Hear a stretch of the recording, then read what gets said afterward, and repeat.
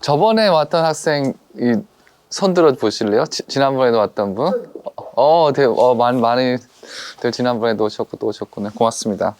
그리고 이제 나머지 분들은 오늘 처음 오셨고, 네. 지난번에 동남아시아 역사에 대해서 이렇게 좀 말씀을 드렸죠.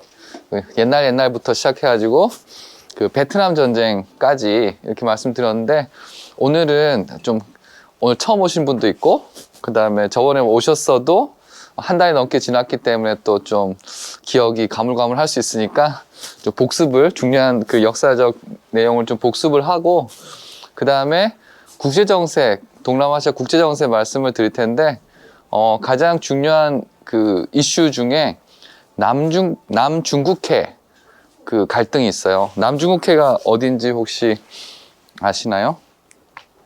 자, 지도를 먼저 볼게요.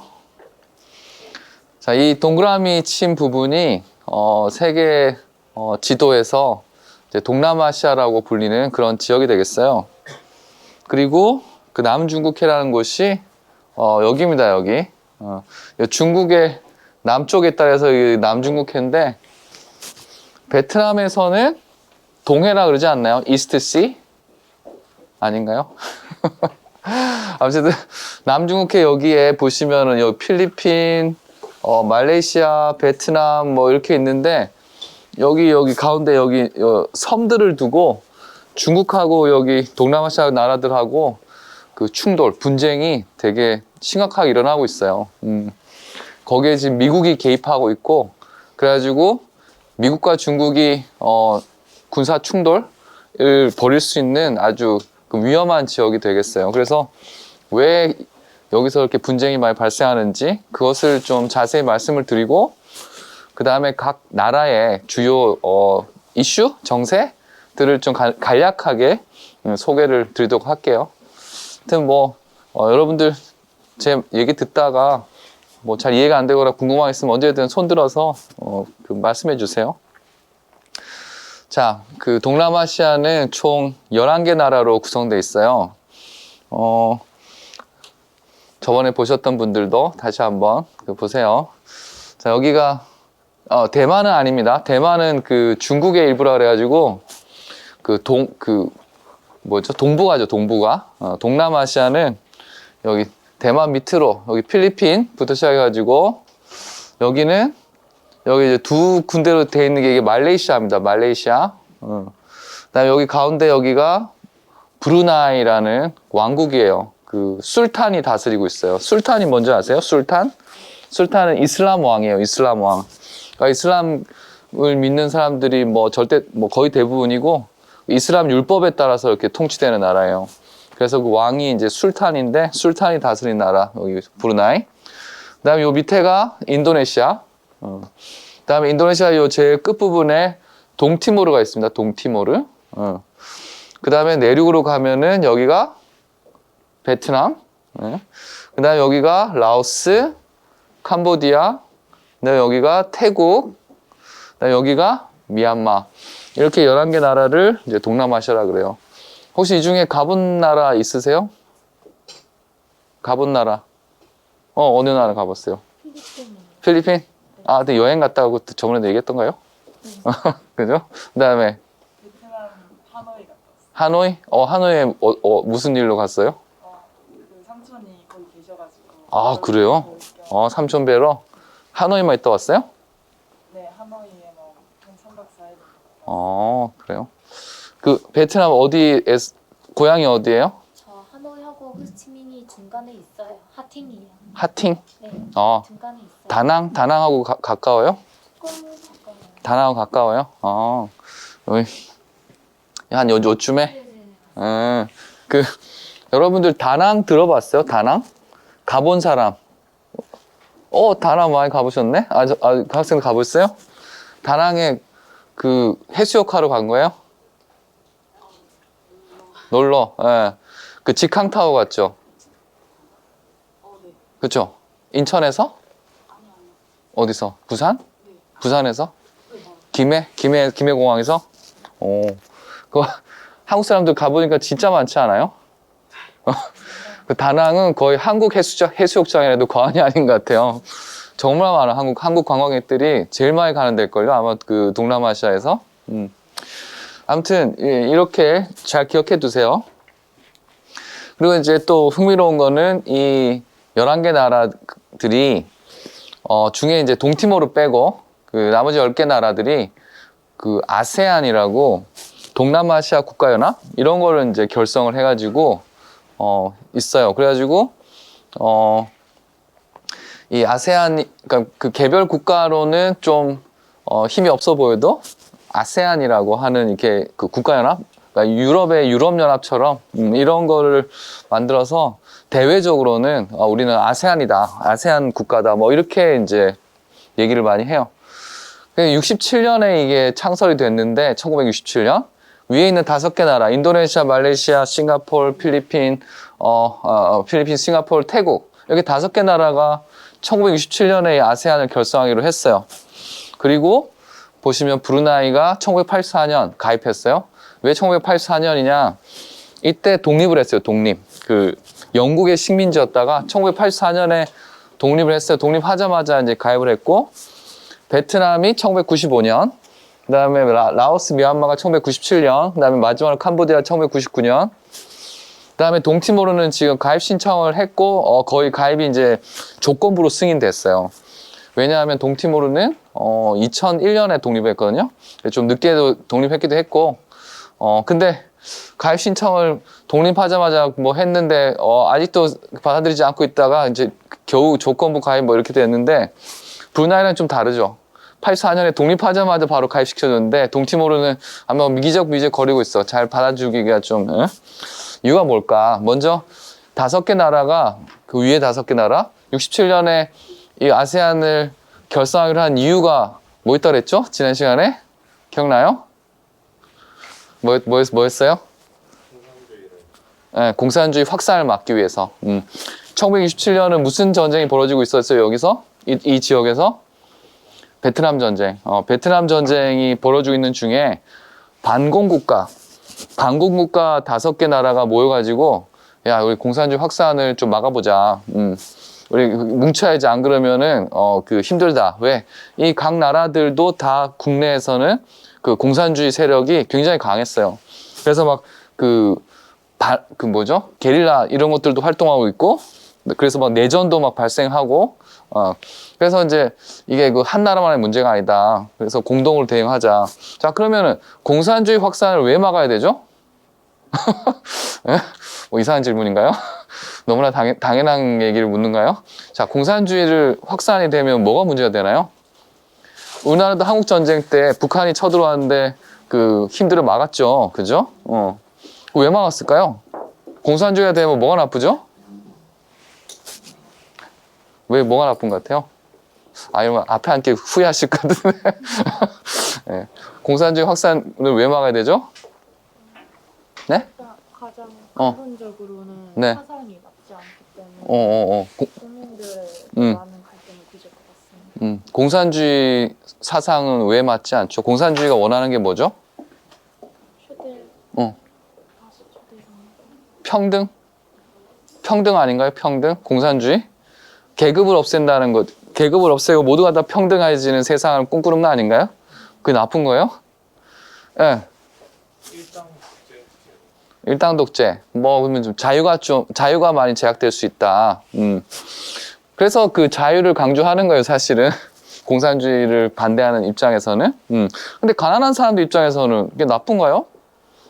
당시 특히나 이때 67년 왜 공산주의 세력이 이 지역에 이렇게 강했냐?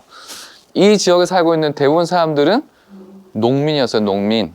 농민이었는데 자기 땅을 소유하고 있는 농민이 아니라 소작농이었어요, 소작농. 소작농 들어봤죠? 소작농이 뭐죠?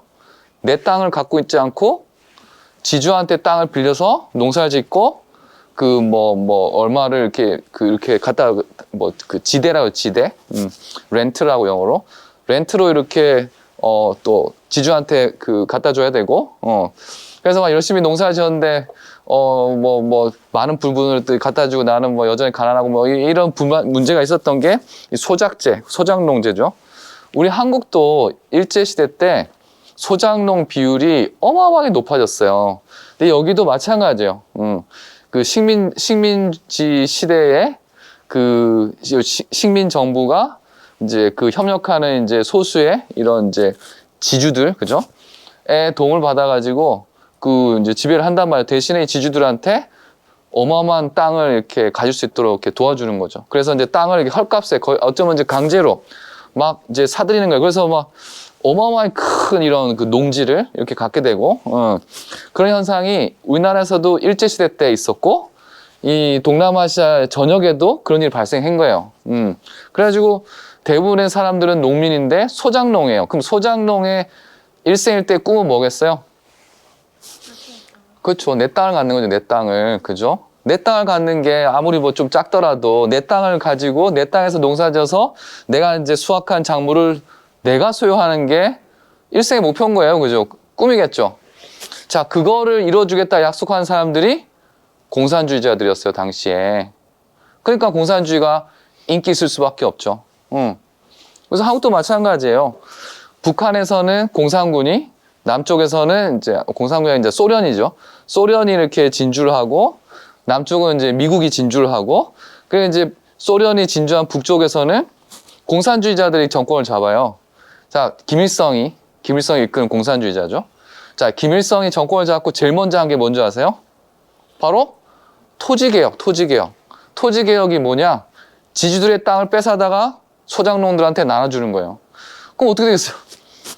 얼마나 좋아하겠어요. 그죠? 그래서 막 김일성에 대한 인기가 막 어마어마하게 높아지는 거예요. 공산주의자들을, 공산당에 대한, 그 북한에는 이제 조선노동당이라고 했죠? 조선노동당에 대한 그 지지도 어마어마하게 높아지고, 그에 비해서 우리 남쪽에서는 토지개혁이 이루어지지 않았죠. 근데 북쪽에서 그랬다는 소문이 들려요. 그럼 남쪽의 농민들은 뭘 바라겠어요?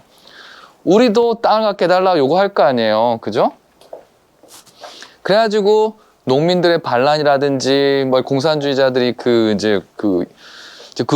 불만을 당연히 동원을 하는 거죠. 해가지고 뭐 반란도 일어나고 항쟁이라는 것도 일어나고 목표는 땅을 갖도록 해달라 이거죠. 자, 그래서 남쪽에서는 그럼 이 농민들이 땅을 그럼 영원히 갖지 못했느냐? 그렇지 않고 이승만 대통령이 1949년에 토지개혁을 실시를 해요. 이승만 대통령의 가장 핵심 지지자들은 지주들이었어요, 사실은. 반공주의자들, 지주, 그죠? 근데 지주들의 반대를 무릅쓰고 이승만 대통령이 토지개혁을 해내요. 왜? 이승만 대통령이 아주 그런 대단한 그런 그 감각이 있었던 거죠. 생존을 위한 감각이랄까? 땅을 나눠주지 않으면 이 농민들의 반란을 막을 수가 없다. 공산주의자들을 척결할 수가 없다. 우리 남쪽에서. 그래가지고 지주들의 반대를 무릅쓰고 토지개혁을 밀어붙여요. 그래가지고 실시를 해요. 그래서 1950년 6월 25일에 북한군이 쳐들어오죠. 그죠?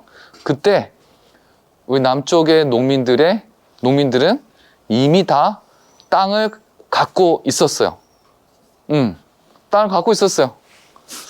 그 전에 시작된 토지개혁으로 통해서 그 연구에 따르면, 조사에 따르면 1950년 3월까지, 그해 봄이죠. 그 한국전쟁이 일어났던 봄이죠.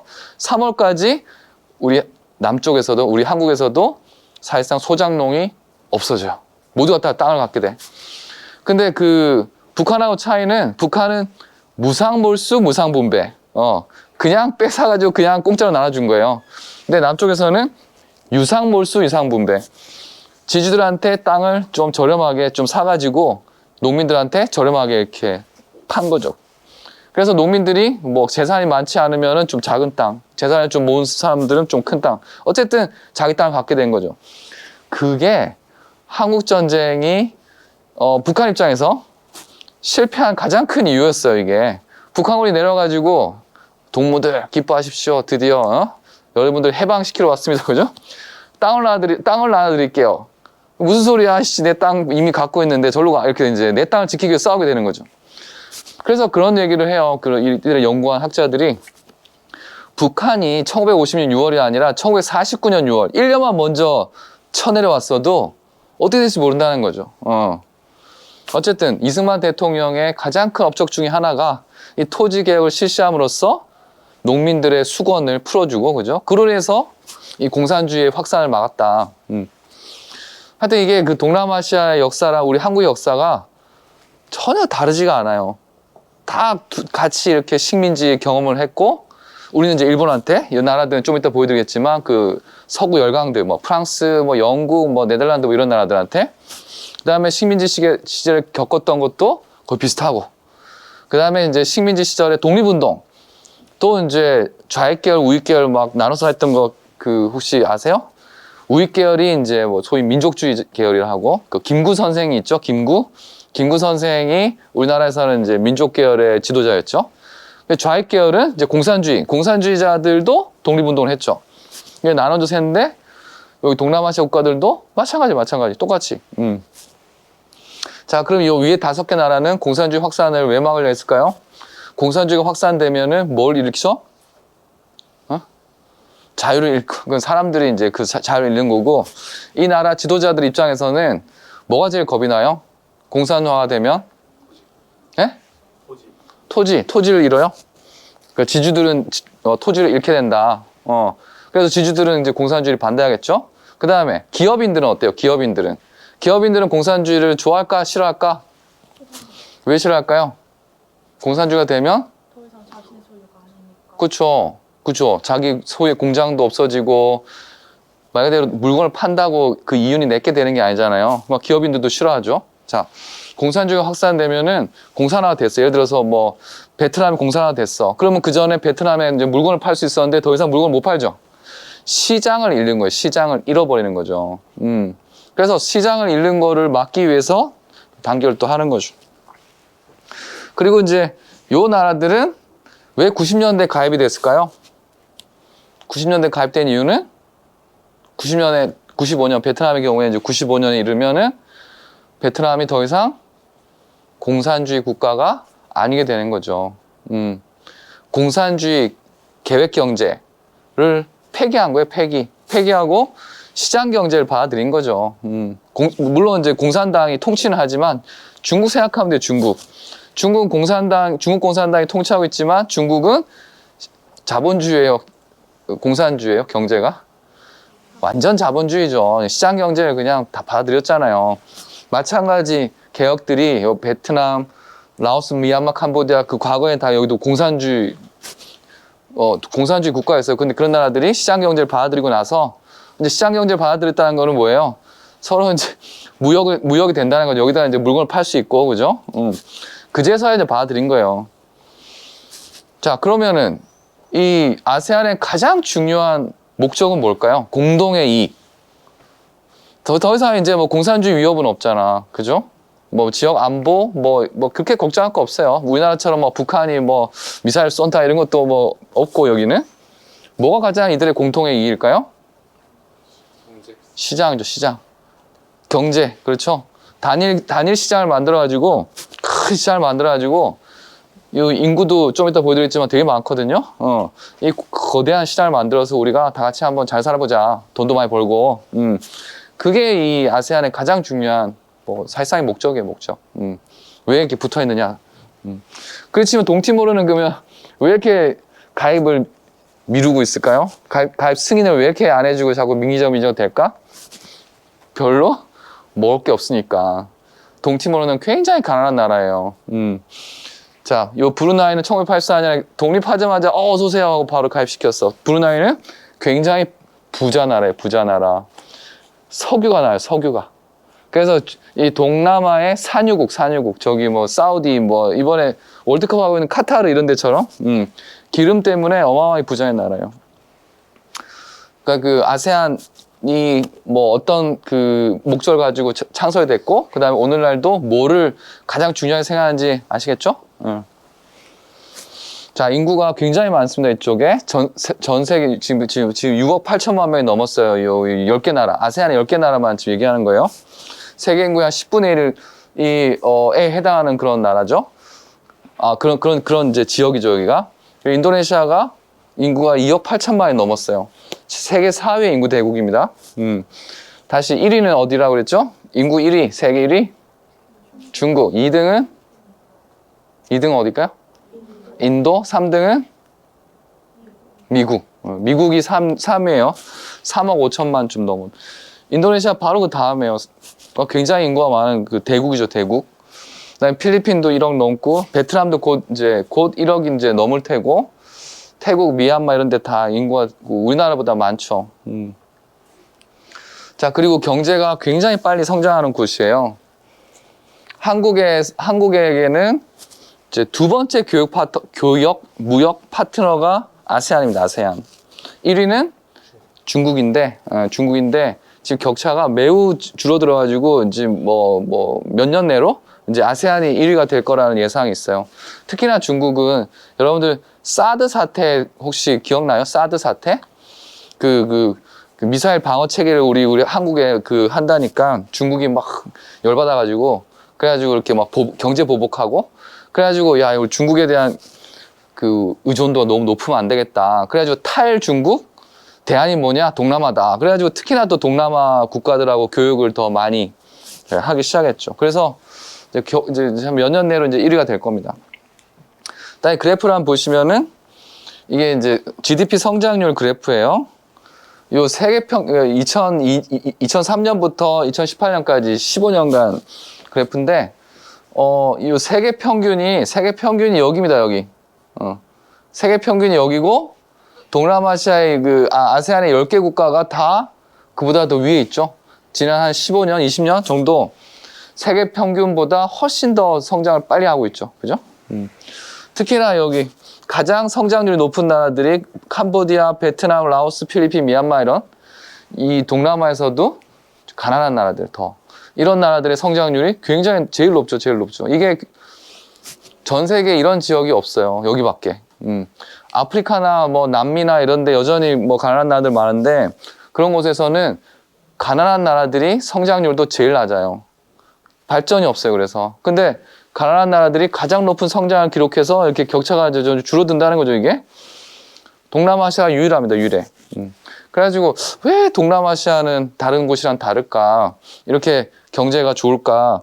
이걸 연구거리죠, 연구거리. 그리고 어쨌든 이렇게 경제가 막 성장을 잘하니까 전 세계 투자금들이 여기로 몰려들고 있어요. 여러분들도 혹시 여윳돈 있으면 여기에 투자하세요. 농담이 아니라 전 세계에 이렇게 국가별 무슨 경쟁력 이런 걸 이제 측정하는 무슨 지표들 있잖아요. 그 중에 금융산업 경쟁력 지수라는 게 있어요. 금융산업 경쟁력 지수. 그 금융산업 경쟁력 지수에 우리 한국은 놀랍게도 순위가 매우 낮아요.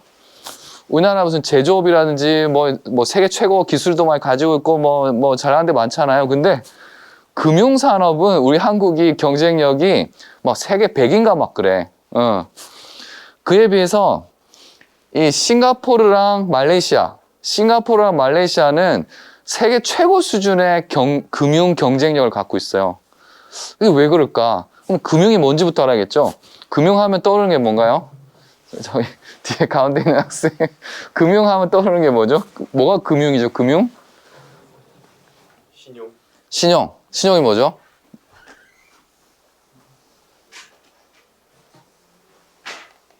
대출. 돈을 빌려주고 은행이 이자를 받아서 수익을 올리고 맞아요. 그것도 금융의 중요한 부분 중에 하나죠. 근데 대출을 통해서 이자 수익을 벌어들인다. 한국의 은행들이나 한국의 이 금융회사들은 대출에 의존하는 비율이 너무 높아요. 부동산 담보대출, 신용대출 이런 거 있잖아요. 특히나 부동산 담보대출. 그러니까 이걸로 쉽게 돈을 버니까 별로 다른 거에 이렇게 관심이 별로 없는 거죠. 그래서 경쟁이 낮은 건데, 그 경쟁이 높은 싱가포르나 말레이시아 이런 데 금융회사들은 뭘 하느냐?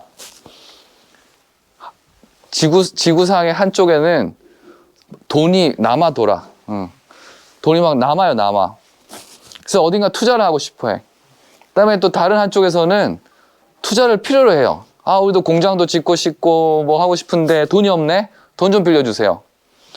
여기 남아도는 요 돈을 투자를 하고 하는 요 돈을 투자가 필요한 사람들하고 연결해 주는 거예요. 연결해 주고 수수료를 받아요, 수수료. 그게 정말 큰 돈을 버는 금융인 거죠, 금융. 뭐 1년에 몇백 조 단위의 돈들이 그런 식으로 투자처를 찾아서 이동을 하고 그것을 중개해 줌으로써 어마어마한 돈을 버는 곳이 바로 싱가포르, 말레이시아 이런 데 금융회사라는 거예요. 특히나 왜 그쪽이 더 돈 많이 버나? 그만큼 여기에 투자하고 싶은 사람들이 많으니까. 그러니까 여러분들 아시겠죠? 여기 돈 있으시면 여러분들도 동참하세요. 아무튼 자, 근데 여전히 빈부의 격차는 또 상당히 크다. 자, 싱가포르 한번 보세요. 싱가포르 1인당 GDP가 올해 기준으로 13만 불이 넘었어요. 13만 불. 한 1억 5천 되는 거죠. 참고로 미국이 올해 7만 6천 불밖에 안 돼요. 그러니까 요 기준으로 요 PPP라고 하는 게 물가를 고려한 그런 지수예요. 물가를 고려한 미국이 7만 6천 불, 한국은 5만 3천 불. 그러니까 한국도 나쁘지 않은 것 같아. 근데 싱가포르는 무려 13만 불. 어마어마한 세계 최고의 부자 나라 중에 하나인 거죠. 그다음에 아까 말씀드렸던 브루나이, 그죠?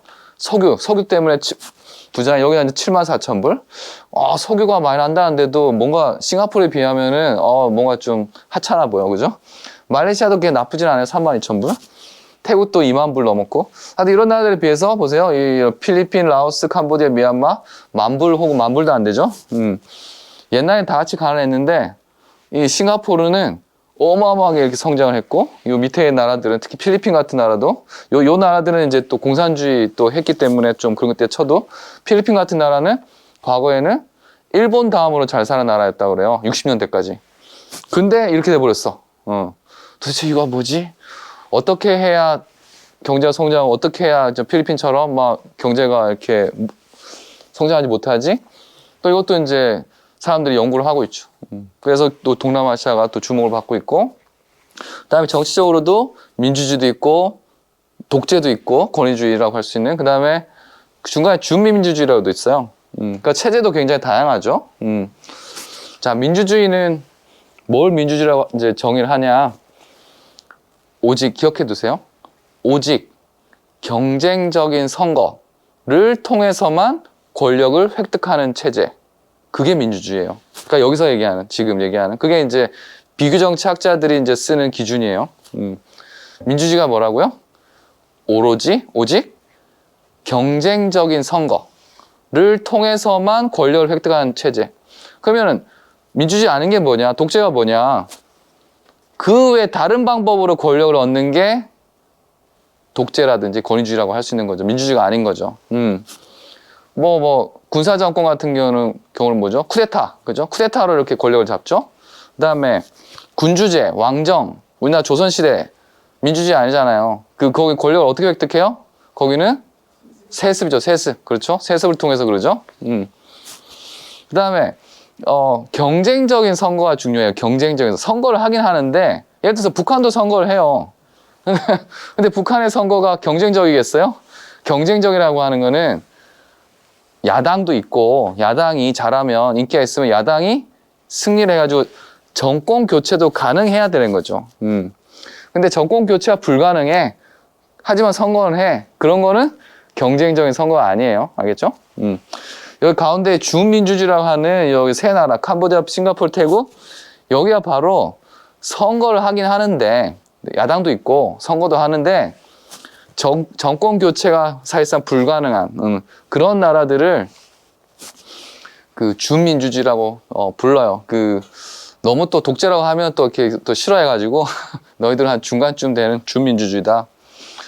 과거에는 전부 독재였어요, 독재. 민주주의를 하는 나라가 없었어요, 여기도. 근데 요 네 나라는 어떻게 우리나라처럼 민주주의를 이뤄냈어요. 물론 시위 특히 대학생들, 우리나라도 80년대 그 대학생들 막 민주화 시위 많이 들어보셨죠? 6월 항쟁 이런 거 들어보셨죠? 6월 항쟁을 이끌어낸 사람들이 여러분 같은 당시에 대학생들, 그죠? 여기 인도네시아, 필리핀, 말레이시아 이런 데 다 이런 대학생들 특히 주력이 된 이 민주화 운동의 결과로 민주주의가 됐어요. 자, 그러면은 또 민주화 시위를 이렇게 막 벌이면 다 민주주의로 가느냐? 이런 나라들은 버려도 잘 안 가요. 특히 태국 같은 경우는 1975년도에 어마어마한 시위가 일어나가지고 민주화가 됐어요. 근데 얼마 안 가서 또 군부가 다시 쿠데타 일으켜가지고 무너뜨리고. 그냥 왔다 갔다 민주화 됐다가 또 군사 정권 들어섰다가 민주화 됐다가 군사 정권 들어섰다가 왔다 갔다 그래요. 근데 지금은 군부가 지금 장악하고 있어요. 그다음에 여러분 그 미얀마 들어보셨죠? 미얀마 사태 들어보셨어요? 작년 초에 그 쿠데타를 또 일으켜가지고 그 민주정부를 이렇게 중단시키고 그냥 막 어마어마하게 많은 사람들이 시위를 벌이는데 민주화 되지 않죠. 그 이따 또 보여드릴게요. 그래서 어떤 조건에서 민주주의가 될 수 있느냐, 어떤 조건에서 독재가 유지되느냐, 뭐 이런 것들에 대한 답을 얻기 위해서도 이 지역은 되게 좋은 지역이죠. 자, 그리고 말씀드렸듯이 우리 한국은 일본의 식민지가 됐죠. 이 나라들이 보세요. 자, 1898년 여기가 필리핀이에요. 필리핀은 미국의 식민지였어요. 이해 1898년 전까지는 스페인의 식민지였어요. 스페인의 식민지였는데 1898년에 미국이 쳐들어와가지고 스페인을 물리치고 필리핀을 먹어요. 일본하고 협약의 결과였어요. 일본하고 미국이 협약을 맺어요. 당시 조선은 일본이 먹고 필리핀은 미국이 먹는다. 그게 나눠 이렇게. 하여튼 그 조약의 그런 비밀 협약에 따라서 일본이 이제 조선을 삼키기 위해서 이제 공작을 벌이고 미국은 아예 그냥 그냥 해군을 보내가지고 그냥 스페인을 물리쳐 버리고 정복을 해요. 그 다음에 여기 녹색 부분이 베트남, 캄보디아, 라오스인데 여기는 프랑스의 식민지가 되고 그 다음에 여기가 미얀마, 말레이시아, 브루나이 여기는 영국의 식민지가 되고 여기 인도네시아는 네덜란드 그 다음에 여기가 동티모르예요. 동티모르는 포르투갈의 식민지가 돼요. 그러니까 유럽에 뭐 미국 포함해가지고 서구의 열강들이 다 왔어요. 다 와가지고 다 나눠 먹어요. 그래서 태국만 예외입니다. 태국만 독립을 지켜요. 태국의 국왕이 협상을 잘 해가지고 야 영국하고 프랑스랑 태국을 먹기 위해서 여기서 싸우지 말고 너희들 둘 다 잘해줄 테니까 우리 독립을 유지시켜다오 해가지고 독립을 유지가 돼요. 자 그러면 이제 이때 이제 이렇게 국경선이 이렇게 그려져요.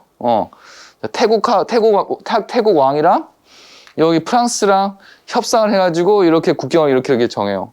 그다음에 여기 이제 영국이랑 이렇게 정하고, 그 다음에 여기가 동남아시아에서 가장 큰 섬이에요. 말레이시아 사람들은 보르네오 섬이라고 불러요. 보르네오 가구라고 들어보셨나요? 옛날에 되게 유명한 가구 있었는데, 가구 회사. 아무튼 그리고 인도네시아 사람들은 깔리만탄이라고 불러요. 깔리만탄. 아무튼 요 섬을 이렇게 나눠가지고 여기가 영국, 여기 위가 영국, 여기 밑에는 네덜란드. 지들이 또 협상을 해서 이렇게 갈라요. 그다음 여기도 마찬가지죠. 네덜란드랑 여기는 포르투갈이 협상해가지고 포르투갈하고 네덜란드 여기 갈라요. 여기서 동티모르죠. 이때 그려진 요 경계선이 오늘날까지 국경이 돼요. 똑같아요.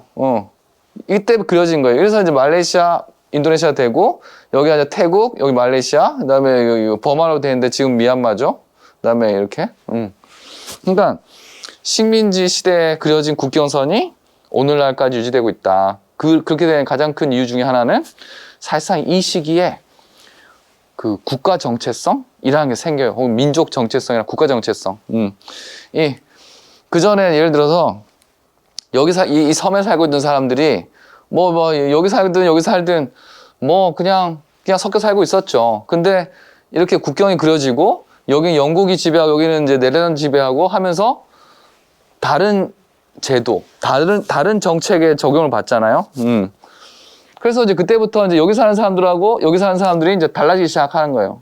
그럼 이제 여기 있는 사람들은 보니까 이게 그 식민 통치가 이게 좋은 게 아니거든. 막 수탈해가고. 그래서 야 이거 자꾸 수탈을 해가고 그다음에 소장농으로 전락해가고 야 식민지 통치가 좋지 않다. 독립을 해야겠다. 우리 스스로 나라를 가져야겠다. 독립운동이 일어나요. 독립운동이 일어났을 때 여기 있는 사람들이 다 같이 이제 뭉칠 수 있는 그런 국가 정체성이라는 게 생기는 거죠. 우리는 인도네시아인이다. 인도네시아인. 영국의 지배를 받고 있던 여기서는 우리는 말레이 사람들이다. 말레이시아 사람들이다. 그래서 우리 말레이 사람들의 나라를 만들자. 인도네시아인들의 나라를 만들자. 예, 독립운동이 이제 시작되는 거예요. 그래서 이제 오늘날까지도 이 국경이 유지되고 있다. 그리고 이 유럽 열강들을 내려와서 막 순식간에 무찌른 게 바로 일본이에요, 일본. 자, 노란 선 보세요, 노란 선. 1942년 8월 6일 자로 일본이 장악한 영역이에요. 어마어마하죠? 어마어마하죠? 요 오렌지색이 뭐냐? 1947년 12월 7일에 1940년 12월 7일에 그 장악하고 있던 지역이에요. 이날이 뭐냐? 일본이 미국 하와이 그 진주만이라고 거기를 공습한 날이에요. 그 공습한 날이 1941년 12월 7일이었어요. 근데 그날 이후로 이제 그때부터 미국이 이제 참전을 하죠, 여기에. 그래서 이제 일본이랑 전쟁을 벌여요. 근데 미국이랑 전쟁을 벌이는 와중에 불과 8개월 만에 여기 전체를 다 차지를 해요. 여기 원래 있었던 뭐죠? 미국, 뭐죠? 여기 필리핀에 있던 미군을 몰아내고, 그다음에 여기 그 영국군을 몰아내고, 네덜란드도 몰아내고, 프랑스도 몰아내고, 이거 전투를 해서 이기는 거죠. 그게 전체를 차지해요. 야, 이 지도를 보면은, 자, 일본 사람들의 입장에서 이 지도를 보면은, 야, 자랑스럽다 싶겠어요. 창피해. 너무 부끄러워. 이렇게 어느 쪽에 가까울까요? 자랑스럽지 않겠어요? 우리나라도 왜 광개토 대왕, 뭐 장수왕 때 막 만주 일대를 다 차지하고 보면은 저 전쟁으로 인해서 그 목숨을 잃은 사람들이 얼마나 많았을까 가슴이 아프다 싶어요? 아니면 와 자랑스럽다 싶어요? 저 땅을 되찾고 싶은데 쉽지 않아요? 이게 바로 일본의 그 우익, 특히 극우라고 불리는 사람들, 오늘날 그 자민당을 지지하는 사람들의 멘탈리티예요. 이 영광스러웠던 과거를 되찾고 싶어 하는 거죠. 그런데 이때 일어나 무슨 전쟁 범죄에 사과를 해? 하고 싶지 않은 거죠. 영광스러웠던 과거에 상처를 내기 싫은 거죠. 그죠? 아무튼 그 일본의 우익들의 그 마인드가 그렇다는 것도 이해해 두시고, 그래서 이것들이 사과를 잘 안 하는 거예요. 이런 말 녹음되면 좀 그런가? 아무튼 근데 그 동남아시아 사람들은 일본을 어떻게 생각하느냐? 굉장히 호의적으로 생각해요. 굉장히 좋아해. 동남아시아, 아세안 10개국 사람들 매년 서베이를 해요. 인식조사, 대외 인식조사. 가장 친감을 느낀 나라가 어디냐? 가장 좋아하는 나라가 어디냐? 가장 여행 가고 싶은 데가 어디냐? 가장 유학을 가고 싶은 데가 어디냐? 1위가 한 번도 변한 적이 없어요. 모든 10개국에서 1위가, 압도적인 1위가 일본이에요, 일본. 심지어 이제 그런 질문도 추가됐어요. 미중 경쟁이 격화되고 있는데, 이 둘 중에 어느 한쪽에 이제 우리 동아시아의 안보를 의존하기가 쉽지 않다. 미중을 대체할 그 제3의 리더는 누가 돼야 될 것이냐? 일본이 일본. 다 일본이라 대답을 해. 한국은 순위도 되게 낮아요. 자, 그러면 똑같이 이렇게 뭔가 이렇게 그 정복을 당한 것 같은데 왜 일본 사람들을 그렇게 좋아할까? 일본을 좋아할까?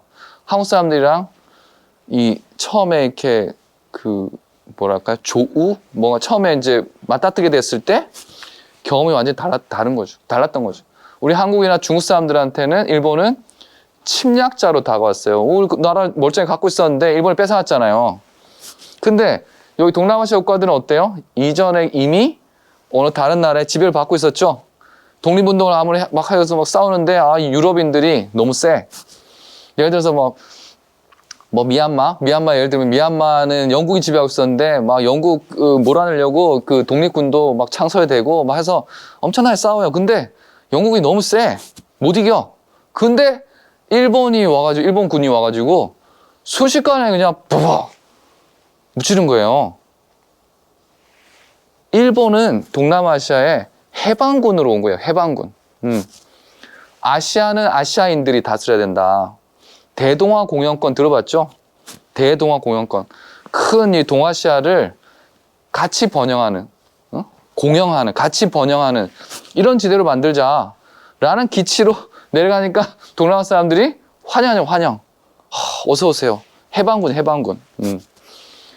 그래서 그리고 또 하나, 야, 유럽이 엄청 센 줄 알았는데 일본 애들 보니까 막 키도 작고 막 아시아인들이 많는데 순식간에 막 무찌르거든. 그걸 보고 또 충격을 받죠. 야, 아시아도 할 수 있구나. 진짜로. 아시아도 할 수 있구나. 그 전까지는 유럽이 항상 그 우위에 있고 아시아인들은 따라서 유럽의 지배를 받는 게 당연하다. 이런 마인드를 갖고 있었는데 일본이 이렇게 무찌르는 거 보고 야, 우리도 할 수 있다. 라는 막 마음, 그 자신감? 그 다음에 어때요? 일본을 배워야겠다. 롤 모델 국가가 된 거예요, 그냥 일본이. 그래가지고 제일 먼저 배우는 거는 일본의 그런 선진 군사 기술. 그래서 당시 독립운동 지도자들이 일본 군관학교, 장교 양성학교 이런 데 막 들어가서 일본 그 군사 기술 배우는 거예요. 그런 사람들이 이 동남아시아 지역의 건국의 아버지, 독립을 이끈 아버지들이 되는 거예요. 그러니까는 일본에 대해서 얼마나 좋게 생각할 수밖에 없어요. 그죠? 그리고 이제 보니까는 해방군인 줄 알았는데, 얘들이 떠날 생각 안 하네? 해방시켜줬으면 이제 여기 나라 사람들한테 이제 통치를 하게 하고 자기들은 떠나든지 해야 될 거 아니에요. 근데 보니까 그럴 생각이 없어. 또 다른 침략자였어, 알고 봤더니. 그걸 깨닫는데, 좀 시간이 좀 걸렸죠? 시간이 좀 걸렸는데, 그때 가서 이제, 야, 일본 이리도 나가! 하고 싸운 거는 한 3년이 안 돼요. 3년이 안 돼. 1945년에 이제 항복하잖아요. 물러나잖아요. 그죠? 그러니까 우리에 비해서 별로 이렇게, 그러니까 뭔가 일본에 대해서 나쁜 기억? 또 이렇게 오래 가지 않았죠. 그래서 일본을 좋아한다. 자, 그리고 이제 일본이 떠난 다음에 유럽 애들은 어떻게 됐을까? 다시 다 돌아와요. 미국 빼고. 미국은 한 1년 있다 46년에 필리핀을 독립시켜줘요. 그 외에는 영국, 프랑스 뭐 이런 데는 별로 독립시켜줄 마음이 없어. 다시 돌아와서 야, 내 땅이야. 주장을 해. 그래가지고 또 인도네시아 사람들은 네덜란드랑 독립전쟁을 벌여요. 한 3년을 싸워. 그 다음에 그 3년을 싸워서 네덜란드를 쫓아내고 독립을 이뤄요. 그 다음에는 프렌치 인도 차이나 워라고 이게 이제 베트남, 캄보디아, 라오스 여기에 이제 프랑스군을 몰아내려고 8년을 싸요. 8년을 싸워서 프랑스를 무찌르죠. 쫓아내죠. 그래서 이제 독립이 돼요. 자, 그러면은 그리고 나머지 여기 영국이 말레이시아, 미얀마 있었는데 미얀마는 이미 독립시켜줬고 여기 말레이시아, 싱가포르 여기도 60년대 다 독립을 시켜줘요. 뭐 전쟁 없이. 그리고 미국은 뭐 46년에 필리핀 독립시켜줬고. 그러면은 왜 독립이 이런 경로가 좀 달랐을까요? 잠깐만 한번 생각해 봅시다. 왜 달랐을까? 인도네시아, 베트남은 전쟁을 했어. 나머지 국가는 협상을 통해서 그냥 평화롭게 이양을 했어. 독립을 시켜줬어요. 뭐가 달랐을까? 프랑스와 네덜란드는 죽어도 우리 포기 못한다. 그래서 전쟁까지 한 거예요. 나머지 나라들은 그래 그렇게 독립을 원하면 시켜줄게 해서 그냥 한 거고. 자, 프랑스와 네덜란드는 왜 이 인도네시아나 베트남 이런 데를 포기하지 못했을까요? 뭔 것 같아요? 2차 세계대전에 참전을 했다. 참전해가지고 보상을 받을 수 있는 나라와 그쵸. 영국이나 미국은 2차 대전에서 피해가 프랑스나 네덜란드에 비해서는 좀 덜 했겠죠. 프랑스나 네덜란드는 그냥 독일, 그죠? 그냥 짓밟혔잖아요, 그냥. 근데 영국은 독일이 점령 못했죠. 미국도 마찬가지고. 그러니까 피해가 더 컸어. 그렇기 때문에 식민지가 더 필요했던 거죠.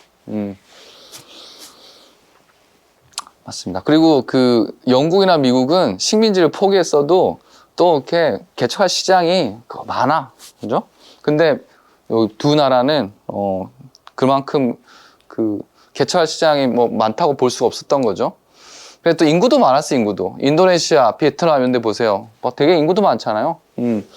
그다음에 입지도 좋아, 입지도. 그쵸? 여기 봐. 항구가 쭉 있고, 여기도 막, 그죠? 여기 막, 여기 물길, 여기 말라카 해협이라고, 중동에서 오는, 서쪽에서 오는 물류들이 다 일로 지나요, 일로. 이 돌아가려면은, 하여튼 뭐 멀리 돌아야 된대요. 이렇게 돌아야 되나? 하여튼. 그러니까 위치도 좋죠, 위치도.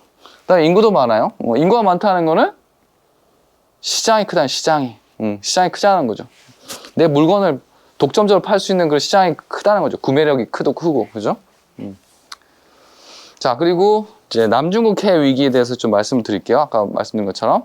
자, 이거 한번 일지를 볼게요.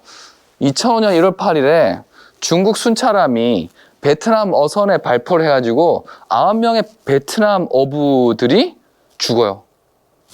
그런 사건이 발생해요. 베트남 어부들이 어디서 조업을 하고 있었느냐? 자신들의 배타적 경제 수역 내에서. 배타적 경제 수역이라 들어보셨죠? 이 육지에서 200캐리? 1해리가 얼마인지 모르겠어요. 하여튼 200캐리만큼이 이제 배타적 경제 수역이라고 유엔 조약으로 이렇게 인정받는 그런 이제 영해죠, 영해. 거기서 당연히 조업할 수 있잖아요. 베트남 영해에서 이제 조업 중이던 그 어선을 중국 해군이 와가지고, 야, 우리 땅이니, 우리 바다니까 나가. 왜 나가? 우리 바다인데? 그러니까 발포를 해서 9명이나 죽였어. 그래, 막 베트남 사람들이 가만히 있겠어요? 당연히 가만 안 있죠. 중국에 대한 막 반중 시위가 어마어마하게 벌어지고 하는 거죠. 그 다음에 베트남만 건드리는 게 아니라 2011년 2월에는 필리핀 어선에도 발포를 해요. 그 다음에 2011년 5월에는 중국 함선이 베트남 석유 탐사선 케이블을 절단해버려. 야, 왜 내 바다에서 너희네 저러고 있어? 하면서. 그 다음에 2012년 4월에는 베트남 해군이 반격을 해요. 중국 어선이 막 여기까지 와서 막 조업을 하는 거라, 자기들 그 바다라고 8철 납포를 해요. 필리핀이 이렇게 중국한테 이렇게 대들 수 있는 이유는 뭔 것 같아요? 미국이죠, 미국. 필리핀이 우리나라처럼 미국의 뭐라 그러죠? 군사조약이 있어요. 그래서 이제 서로 지켜주는 그 방위조약. 그러니까 미국을 이제 해공지도 굉장히 큰 게 있고, 그래서 이제 이렇게 용감한 행동을 할 수 있는 거죠. 그래서 2014년에 중국 해방 경비대가 필리핀 어선 2척을 추방하고 중국 함선이 베트남 어선을 충돌해가지고 어선을 침몰시키는 사건이 벌어지고, 자, 2014년에는 자, 드디어 이제 미국이 이제 본격적으로 개입을 해요. 왜냐하면 지금 이 필리핀이나 베트남 중국에 맞서가지고 싸우려면 우리도 큰 형이 필요하잖아. 그죠? 미국에 이제 도움을 청하죠. 미국 입장에서도 여기가 굉장히 중요한 지역이고, 그죠? 그래서 정찰기를 띄워요. 근데 중국이 전투기를 출격시켜가지고 미국 정찰기 안 나가면, 야, 니네 우리 바다에 너 지금 있다. 안 나가면은 격추시키겠다. 그래서 일촉즉발의 상황이 벌어졌어요. 자, 그럼 미군 정찰기 보고를 하죠? 미군 지휘부에서 판단해야 되잖아요. 어떻게 할까?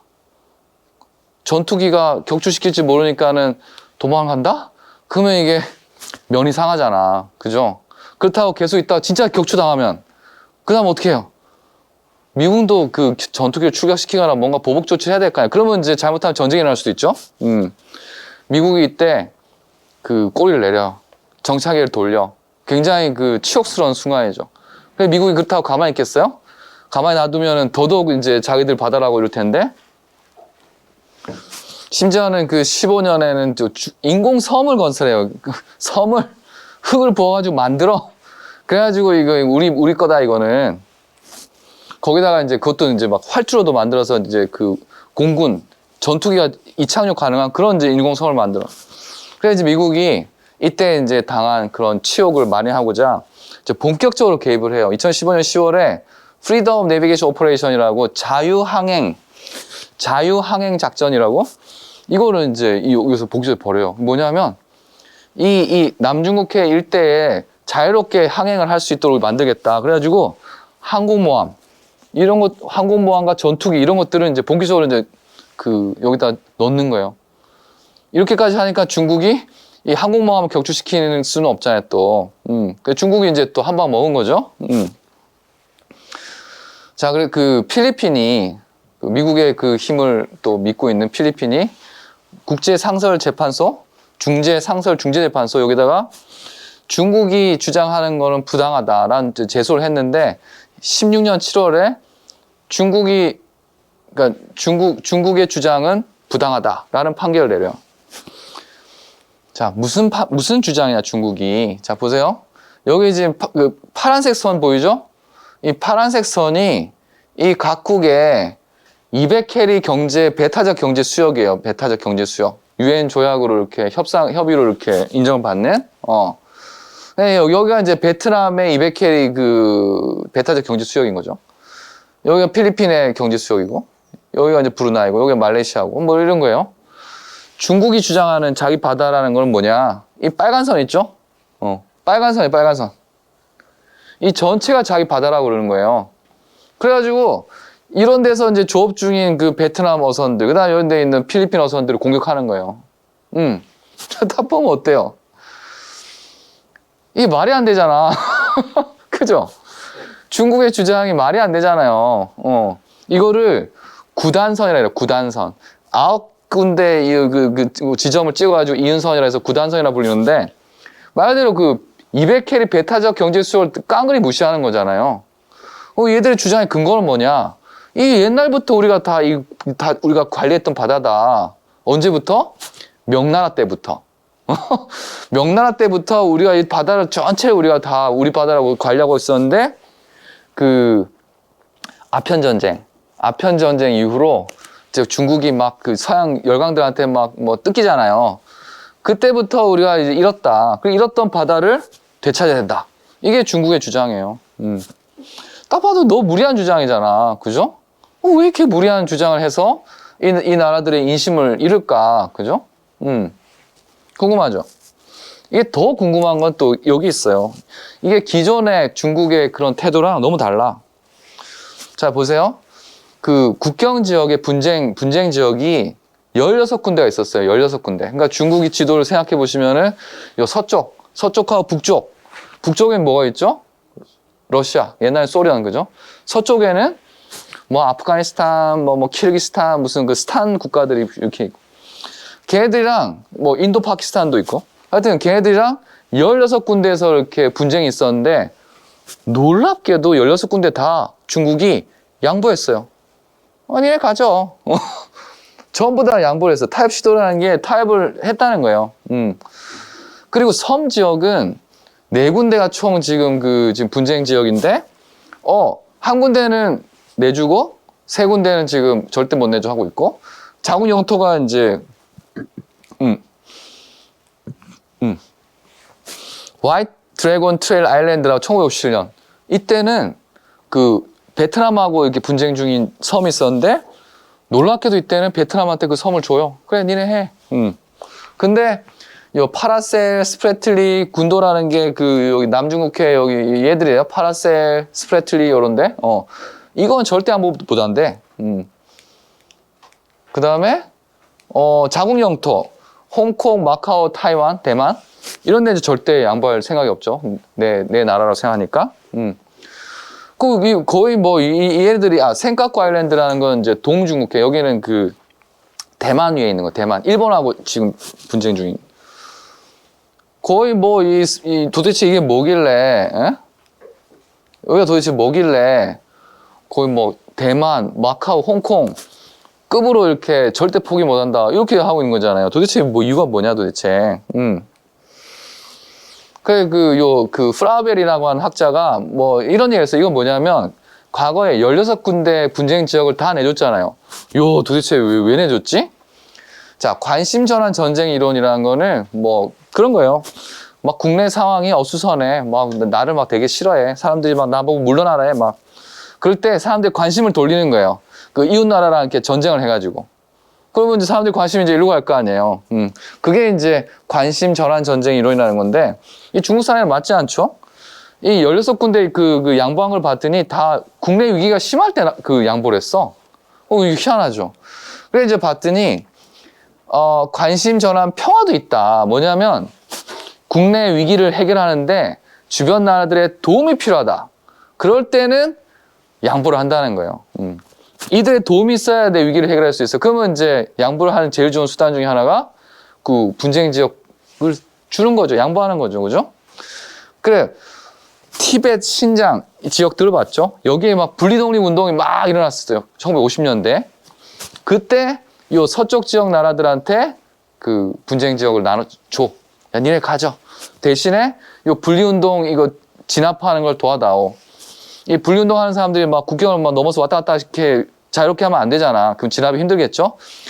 국경을 봉쇄하는 걸 도와다오. 그죠? 그 다음에 대학진 운동이라고 1950년대 또 그 마오쩌둥이 벌인 막 운동이 있어요. 막 전 인민을 동원해가지고 막 강제 노역을 시켜가지고 막 미국처럼 막 그 잘 살아보자 막 이런 게 있었거든요. 이때 이게 막 대학진 운동이 실패해가지고 막 수백만 명이 굶어 죽어요. 그 책임을 지고 마오쩌둥이 이제 물러나거든요. 잠시. 그때도 막 경제가 너무 어려우니까 이제 원조를 받아야 되잖아요. 특히 이제 그 소련 이런 데 원조를 받아야 되잖아. 그래가지고 소련한테 또 양보를 많이 해요. 그 땅을. 그 다음에 그 천안문 사태 들어봤어요? 1989년에 그 중국의 대학생들이 막 그 민주주의 막 그 우리가 생각하는 민주주의는 아니었어요. 사실 공산당, 당내 민주주의 이걸 외치면서 막 일어나는 게 있었는데 그때도 이제 소련 이런 데 많이 양보를 해요. 왜? 국제사회에서 우리 중국 공산당에 대한 지지를 확인하려고. 그게 관심 전환 평화다. 이게 주변 나라들의 그 도움이 필요하다. 이때. 자, 그래서 이게 이제 맞다면은 주변 나라에 도움이 필요 없는 위기다. 그럼 어때요? 양보할 필요가 없잖아요. 오히려 그들과의 분쟁을 이용해야지. 그 긴장을 고조시키고, 그죠? 그 이웃 나라들이랑 전쟁을 통해서 관심 전환을 위한 전쟁을 벌여야 될 거 아니에요. 지금 중국이 그런 상황이라는 거예요. 중국이. 시위가 급증하고 있고, 그 다음에 경제가 굉장히 나쁘고, 그 다음에 민주주의 요구도 좀 커지고 있고, 그런 상황 이제 국내 위기가 지금 심해. 그래서 이런 나라들과 이제 그러니까 사람들의 불만을 관심을 전환하기 위해서 전쟁을 벌이고 있다. 전쟁을 벌이려고 한다. 그게 이제 저의 주장이에요. 자, 보세요. 이게 이제 시위 건수인데 중국에 1994년부터 2005년까지 이게 100명 이상 모여서 이렇게 시위를 벌인 걸 센 거예요. 그 홍콩에 있는 어떤 그 언론사에서. 근데 2005년까지만 있고 그다음에 그 중국이 절대 이 통제를 해가지고 자료가 없어요. 근데 요 시기만 봐도 93년에 8,700건이었던 게 한 12년 지났더니 10배가 뛰죠, 10배가. 나 이 추세가 그대로 왔다 하면 이게 막 어마어마하게 지금 시위가 많이 벌어지고 있다고 볼 수 있어요. 얼마 전에 그 코로나 봉쇄가 너무 심하니까 사람들 또 시위하기 시작했잖아요. 얘들이 왜 시위를 벌이냐. 도농 간의 격차가 너무 커지고, 그러니까 이제 시장 경제 받아들이고 하면서 이제 빈부의 격차도 심해지고, 그러니까 이 사람들이 박탈감이 커지는 거죠.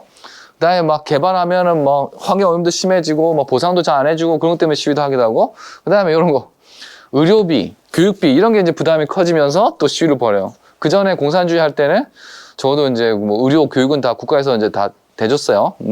근데 이제 자본주의가 이제 시장 경제 받아들이니까 이제 여유 있는 사람들하고 가난한 사람들하고 이 격차가 커지는 거죠.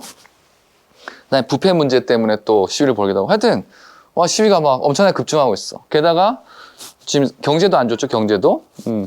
경제도 그 중국 공산당이 굉장히 중요하게 생각해요. 경제 성장을. 왜? 자기들이 왜 중국 공산당이 계속 이렇게 통치를 해야 되느냐. 무슨 야당 이런 거 민주주의 이런 거 왜 안 되느냐. 안정이 필요하다. 안정을 위해서는 중국 공산당이 계속 통치해야 된다. 그럼 뭘 위한 안정이냐? 바로 경제성장을 위해서는 안정이 필요하고 그 안정을 위해서 우리 중국 공산당이 계속 통치해야 된다. 이 논리거든. 그래가지고 경제성장 목표를 7%를 거의 뭐라 하죠? 요새는 집에 가훈 이런 건 잘 없죠. 교훈? 하여튼 거의 국가적 목표로 7%를 매일 얘기했어요. 그래서 연 경제 성장률 7% 이걸 달성하기 위해서는 중국 공산당이 계속 통치를 해야 된다. 안정을 위해서 또. 이걸 계속 주장해 왔는데 이 7% 밑으로 떨어졌어요. 이게 7%, 이게 이 중국의 중국. 7%를 상회하다가 7% 상회를 하다가, 그죠? 오랜 기간, 90년대 초부터 쭉 7% 넘어오다가, 2014년, 그죠? 2014년, 2015년, 15년, 요때 7% 밑으로 이제 떨어지기 시작해요. 경제 성장률이. 이게 중국 지도부한테는 굉장히 곤혹스러운 거예요. 뭐 사람들이, 모든 국민들이 7% 알고 있었는데, 그 밑으로 이제 떨어지는 거예요. 근데 이게, 통계도 이렇게 좀, 이렇게 마사지를 좀 해가지고 7% 넘게 보이려고 아무리 애를 써도 그게 이제 안 되는 시점이 온 거죠, 이게. 심지어는 이제 2018년에는 이제 베트남보다도 경제 성장률이 낮아져요. 그 다음에 또 중국 지도부한테 또 굉장히 곤혹스러운 게 또 이 수치예요. 실업률. 공산주의는 실업률 제로를 목표로 해요. 모든 사람들이 다 일자리에 있는 게 공산주의인데, 그건 폐기했어. 하지만 여전히 직장을 갖게 해주겠다라고 하는 이제 목표를 갖고 있었는데, 실업률이 굉장히 높죠. 어디에 비해서? 특히 베트남에 비해서도. 베트남에 비해서도 말 그대로 경제 상황이 좋지가 않아요. 왜 베트남이냐? 베트남이 제일 비슷한 정치체를 갖고 있잖아요. 시장 경제를 받아들였는데, 공산당이, 그죠? 베트남 공산당이 거기도 이제 통치를 하고 있거든요. 이웃나라기도 하고, 곤혹스럽죠. 그 다음에 민주주의 요구도 증대되고 있다고 지금 보고 있어요. 왜? 자, 이게 중국 공산당 간부가 한 얘기예요. 중국처럼 큰 나라에 민주주의는 불가능하다. 이게 사실 맞지 않죠. 인도 같은 나라도 민주주의 하고 있으니까. 이 천안문 사태에 참가했던 시위자 한 사람이 그런 말을 했어요. 당은 우리 각자에 대한 파를 갖고 있는데 왜 우리는 그걸 열람할 권리도 없냐. 그 공산당, 당의 그 민주화, 이걸 요구했던 게 천안문 사태라고 그랬어요. 자, 이게 전 세계 데이터를 이렇게 보여주는 거예요. 그거를 이제 관계를 뭐냐면, 경제가 성장할수록 민주주의 가능성이 높아지는 거예요. 이렇게. 전 세계 데이터를 놓고 이렇게 그려보면 이렇게 나와요. 이렇게. 그리고 이제 왜 갑자기 이때 뜨냐. 이런 거예요. 일종의 이제 임계치랑에 있는 거예요. 굉장히 가난한 나라가 한 이만큼 발전했어. 그때 민주주의 가능성은 한 요만큼밖에 안 오르죠. 근데 어떤 지점을 지나면은 여기서 요만큼 성장하면은 민주주의 가능성이 폭발적으로 높아지죠. 이게 국가들이 민주화되는 시기라는 거예요. 대부분의 나라들이. 제가 직접 조사를 해봤더니 전 세계 데이터를 가지고 이게 GDP, 1인당 GDP 기준으로 5,000불에서 15,000불. 5,000불에서 15,000불 사이에 대부분 나라들이 민주화됐어요. 그리고 우리나라도 마찬가지고, 대만도 마찬가지고, 필리핀 마찬가지고. 그러니까 5,000불에서 15,000불 사이가 되면은 사람들이 민주주의 요구가 엄청나게 높아진다는 거예요. 중국이 지금 여기 있어요, 중국이 지금 한 10,000불 돼요, 10,000불. 자, 그래서 중국 지도부가 이 사태를 해결해야 돼. 사람들이 막 불만은 많아지고, 더 이상 공산주의는 믿지 않고, 뭔가 새로운 지도 이념을 제시해야, 그래야 이 사람들이 중국 공산당을 계속 통치하는 걸 인정할 거 아니에요. 그래서 새로운 지도 이념으로 내세우는 게 바로 민족주의. 그 시진핑 주석 지금 세 번째 임기가 시작됐죠. 그런 말 들어보셨죠? 중화민족의 부흥, 그죠? 중화민족의 부흥. 옛날에 우리 중국이 세계에 가장 부강한 나라였는데 그 시절을 영광을 다시 한번 재현하겠다. 그게 목표예요, 목표. 그 민족주의의 전형적인 목표예요, 그게. 자, 민족주의의 목표가 뭐냐? 우리 민족 국가를 부강하게 만들겠다. 그게 민족주의의 목표예요. 그러기 위해서는 일단은 독립부터 해야 되겠죠. 식민지 때는. 식민지 때는 내 나라부터 가지고 독립부터 하고, 독립된 나라를 부강하게 만든다. 그게 민족주의의 목표인데, 시진핑이 그걸 사실상 체화한 사람이에요. 중화민족의 부흥 하면서. 민족주의. 자, 이게 이제 새로운 지도 이념이 됐어요, 사실상. 중국에. 공산주의가 아닌 민족주의예요. 이게 중국을 이해하는데 굉장히 중요한 겁니다. 그리고 이거를 무지하게 강조해요. 100년간의 추억. 이걸 우리 벗어나야 된다. 100년간의 추억이 뭐냐?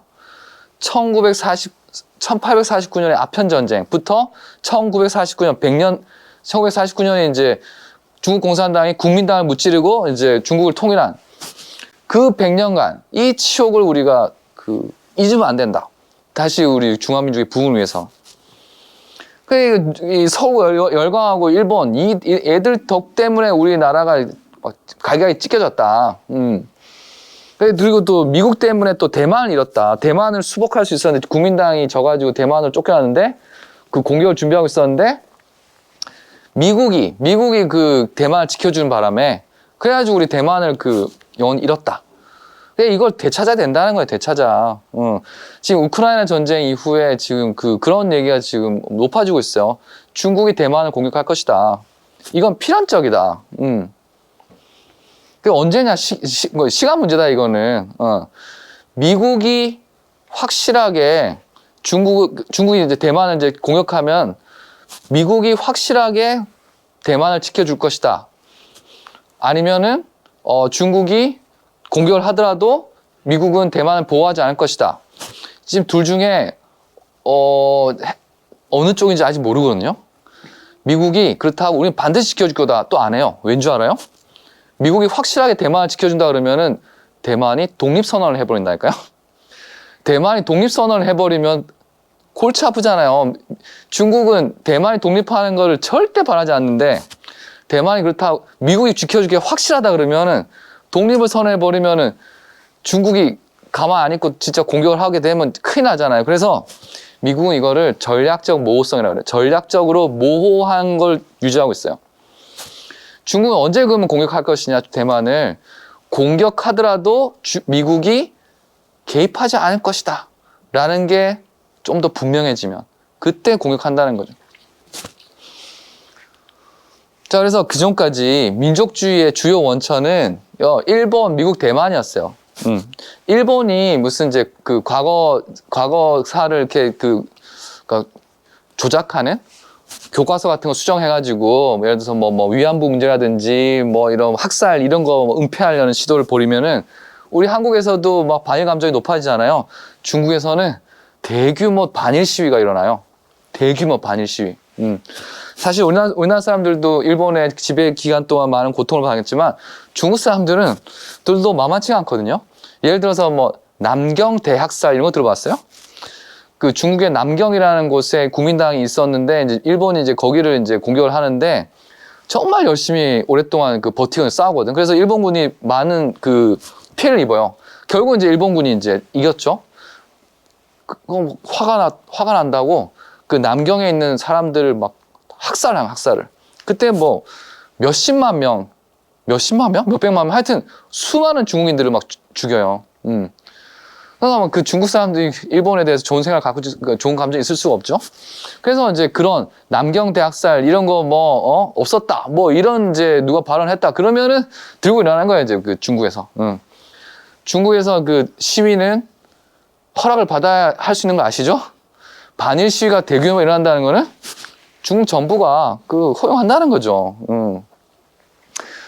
그리고 이제 미국이 특히나 대만에 신형 제트기, 뭐 전투기, 신형 무기 이런 거를 이제 공급했다. 그러면은 또 막 그 신문에 막 일면에 막 대문짝만한 기사 나면서 그 반미 감정을 또 부추기고. 근데 이런 게 오랫동안 하다 보니까 좀 약발이 떨어졌어. 그래서 새로운 민족주의 원천을 만들어야겠다 하는 게 지금 남중국해 갈등이에요. 그래서 그 뭐 CCTV, 뭐 이게 중국의 공영방송이죠. CCTV 이런데 막 그런 걸 계속 보여줘. 이 잃어버린 바다 하면서, 이 남중국해, 이 명나라 때부터 우리 바다였는데 뭐 영국이 뭐 아편 전쟁 벌이고 어쩌고 하면서 우리가 잃었다. 이거 되찾아야 된다. 이런 걸 계속 보여주는 거예요. 그래서 이게 굉장히 위험하다는 거예요. 위험해. 자, 시진핑, 원래는 이제 중국은 한 지도자가 한 10년, 그러니까 임기 2번, 5년, 10년 정도 하고 그 사람 넘기는 게 그 관례였는데, 시진핑이 깼잖아요. 그죠? 왜일까 도대체? 지도부가 단결해야 된다는 거야, 단결. 그 다음 지도자가 누구 될까? 이런 걸 싸울 지금 여력이 없는 거예요, 지금 중국은.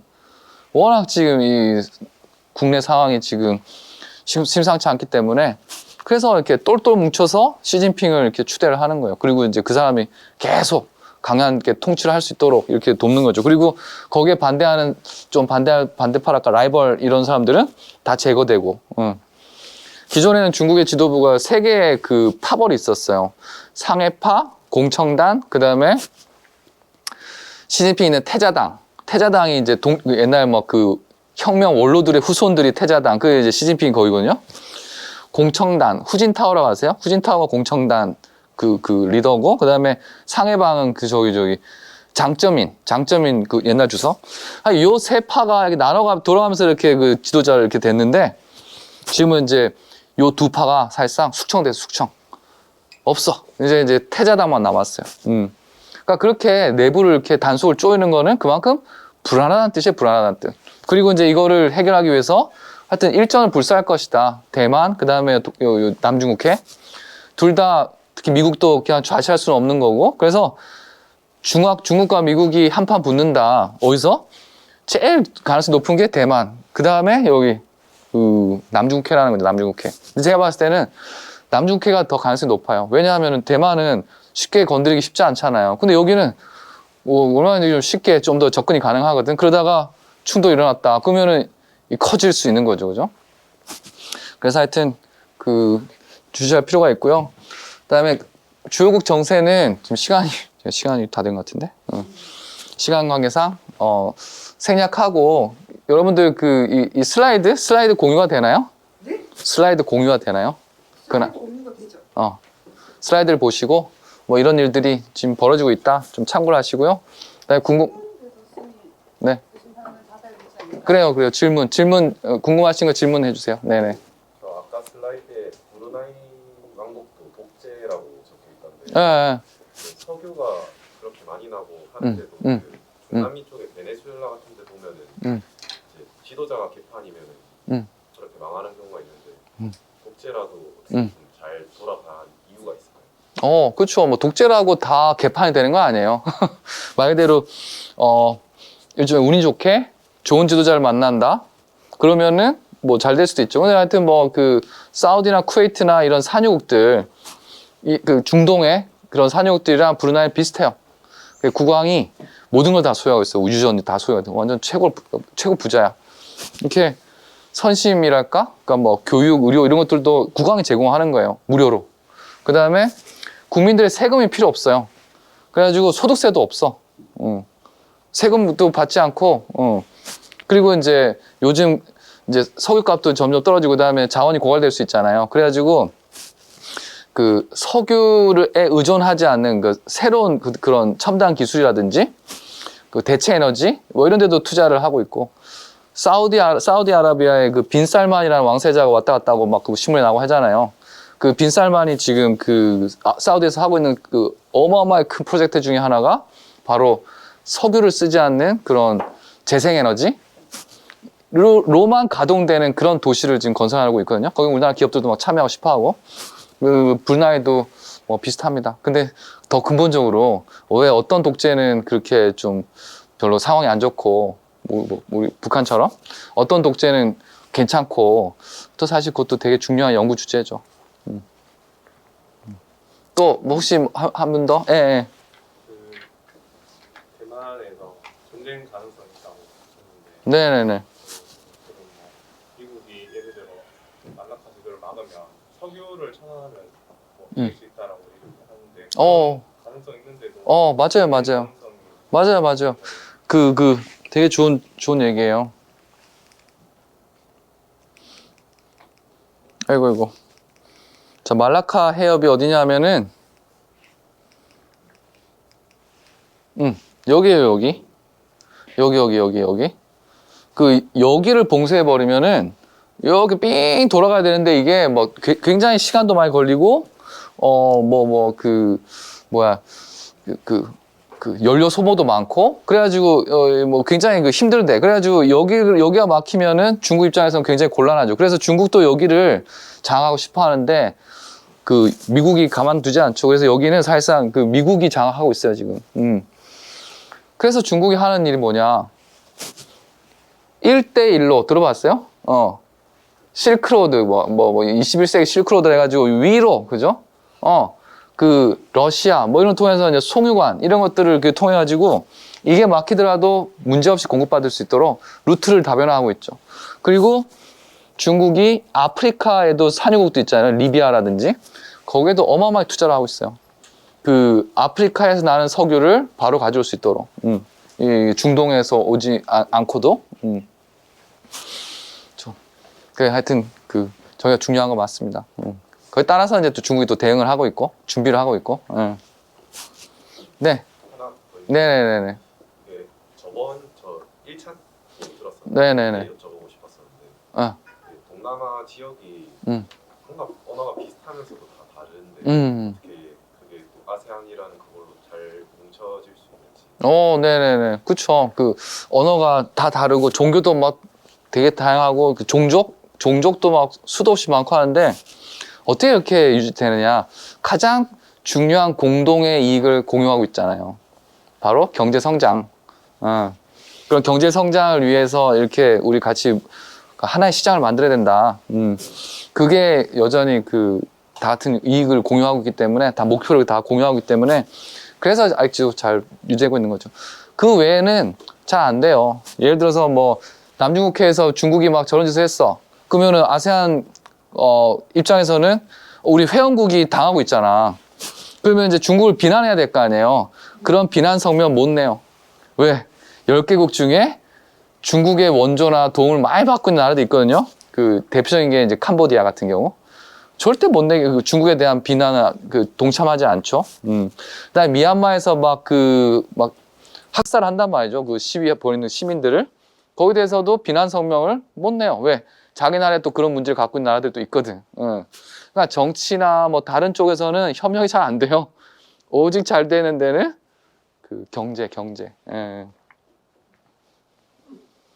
됐나요? 그럼 혹시 뭐 더 궁금한 거 있으시면은 제 홈페이지 고려대학교 정치외교학과의 신재혁 제 홈페이지 보면 제 이메일 주소가 있거든요. 그걸로 언제든지 또 이메일로 또 물어보셔도 좋습니다. 네. 네, 그러면 고맙습니다. 네.